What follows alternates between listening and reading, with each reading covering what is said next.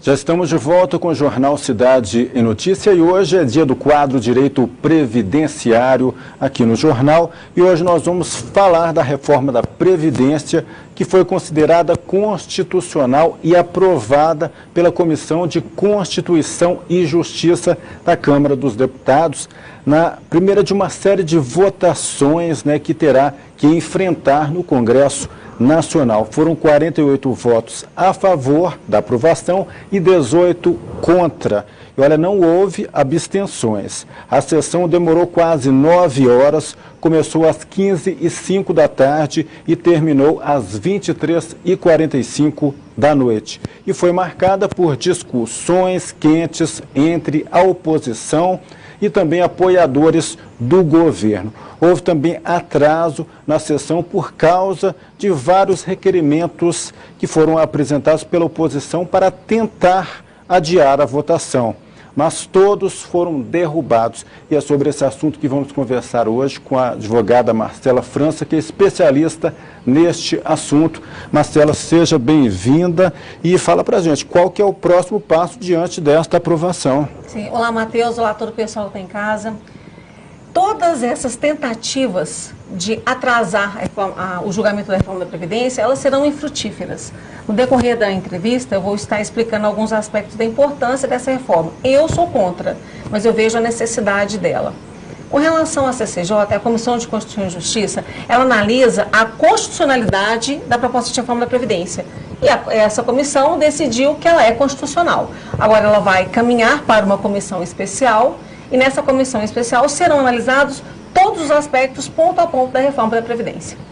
Doutora Marcela, agora fala para a gente, houveram alterações no texto proposto inicialmente? Sim, no primeiro momento nós tivemos 4 alterações. Eu acredito que terão outras alterações, serão as quatro primeiras foram. O trabalhador terá direito ao depósito do FGTS, o trabalhador aposentado. A PEC excluía esse direito do trabalhador aposentado.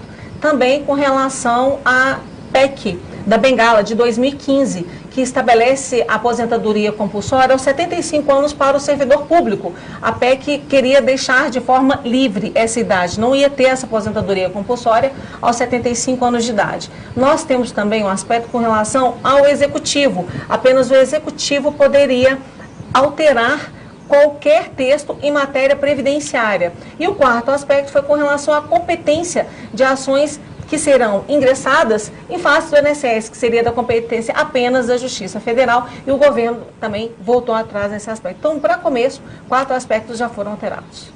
Agora, Marcela, foi dito em entrevistas anteriores aqui no Jornal Cidade de Notícia, a respeito de benefício de prestação continuada, que o valor pago seria de R$ 400. Esta mudança se mantém na proposta?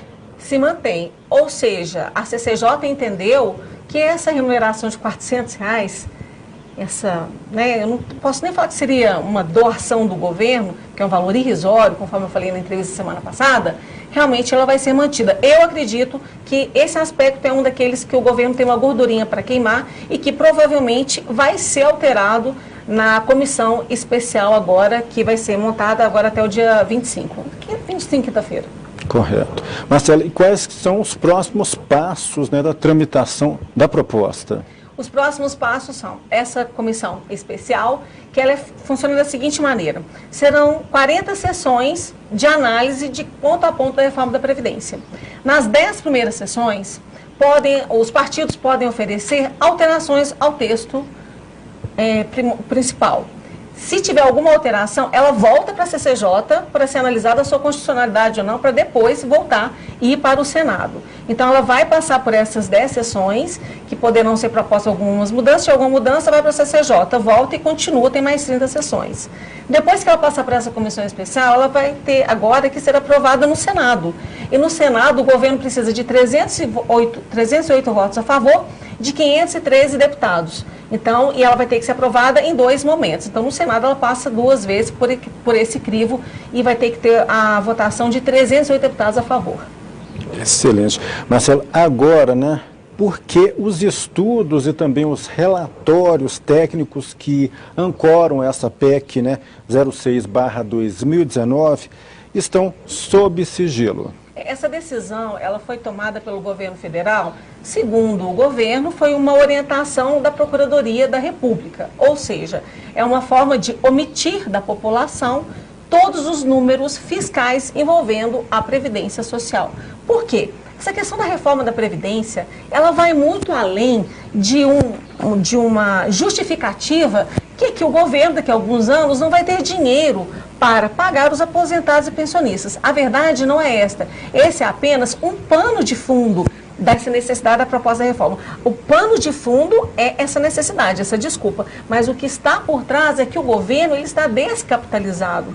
A reforma da Previdência, ela está vindo para sanar os problemas imediatos que o país hoje está enfrentando. O país, para a população de Itaúna e de região, quem vai me assistir pelo YouTube depois, está vendo que o país está parado. Porque o governo não teve como agir ainda, porque não tem dinheiro em mãos. Então, havendo essa unificação tanto do RPPS como do RGPS, o governo vai ter dinheiro em mãos para poder fazer com que a máquina volte a girar. Por que eu estou falando isso? Na entrevista da semana passada, eu falei sobre o êxodo rural. Qual que é a esperança do governo federal? É que tenha dinheiro para que as pessoas voltem a plantar, voltem a comprar, voltem a ter os seus empregos, a sua vida normal, para que não tenha o êxodo rural e para que não tenha todas aquelas questões ruins que eu falei na semana passada, inclusive com relação ao BPC idoso, porque hoje uma pessoa com 60 anos, muitas vezes ela está dando um baile, como eu tenho 43 anos, tem muito mais saúde, tem muito mais vigor para trabalhar.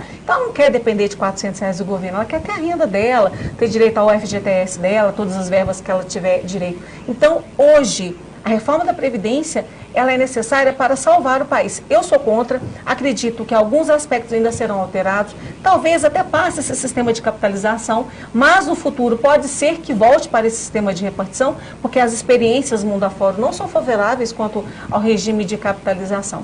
Então é muito grave tudo isso. O governo quer esconder porque ele não tem como justificar. É a única desculpa possível e com os números a gente vai ver que não é verdade. Ok. Marcela, rapidamente, então vamos falar do YouTube, né? Isso mesmo, eu estou com um canal no YouTube, Marcela com 2 L's França, onde estão sendo alocadas todas as entrevistas que eu estou concedendo aqui para a TV Cidade. Então, se você perdeu alguma entrevista, se você tem interesse de saber algum aspecto importante ou algum diferente da entrevista de hoje, basta você entrar lá, se inscrever, curtir, compartilhar, que você vai ter acesso a todas as informações. É muito importante falar, Matheus, sobre a importância da gente estar concedendo essa entrevista, né? Quer dizer, aconteceu na terça-feira à noite esse fato, quase à meia-noite, nós estamos trazendo aqui as notícias quentinhas do jeito que está acontecendo. E assim vai ser até o julgamento final, a aprovação final da reforma da Previdência. Sempre trazendo uma notícia atualizada para todos os telespectadores da TV Cidade de Itaúna. Excelente, Marcela. Muito obrigado pela participação e até a nossa próxima edição, hein? Obrigada, Matheus. Obrigada a todos e até a próxima semana. E assim a gente vai para o nosso intervalo. Daqui a pouquinho estamos de volta. O apoio cultural continue aí com a TV Cidade.